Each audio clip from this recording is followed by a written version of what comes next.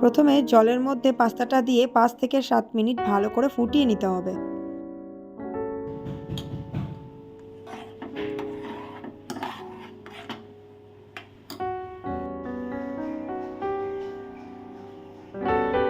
তারপর জলটা ঝরিয়ে নিতে হবে।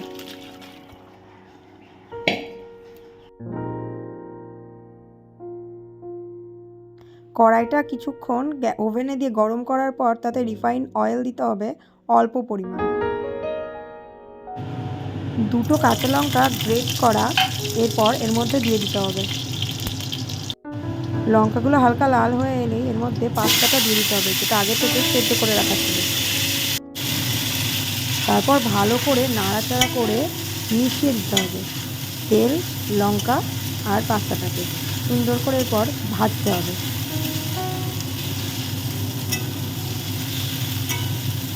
এরপর কিছুক্ষণ ধরে নাড়াচাড়া করার পর এর মধ্যে একটু জিরে গুঁড়ো দিয়ে দিতে হবে অল্প পরিমাণ, 1/2 টেবিল চামচ দিলেই হবে।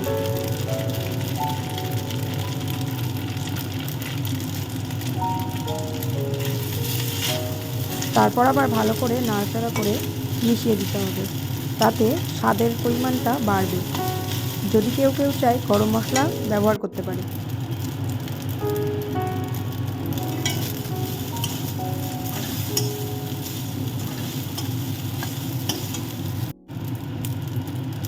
এরপর এর মধ্যে লবণটা অ্যাড করে দিতে হবে, অল্প পরিমাণ স্প্রিঙ্কল করে দিলেই হয়ে যাবে, মানে ছিটিয়ে দিতে হবে। তারপর ভালো করে নাড়াচাড়া করে নামিয়ে নিয়ে পরিবেশন করলেই হয়ে যাবে। কেউ যদি চায় সস অ্যাড করতে পারে। আমার ছেলে সস পছন্দ করে বলে আমি সস অ্যাড করেছি, কিন্তু আমি সস দিয়ে খাই না। আমি নর্মালি এর ফ্লেভারটা খেতেই বেশি পছন্দ করি।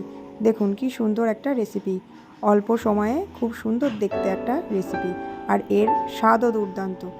আমার ছেলের তো খুব পছন্দের। এইভাবে খুব অল্প সময়ে যখন তখনই পাস্তাটা বাড়িতে বানিয়ে ফেলা যায়। সন্ধ্যার স্ন্যাক্সের জন্য এটা একটা দারুণ সুস্বাদু খাবার।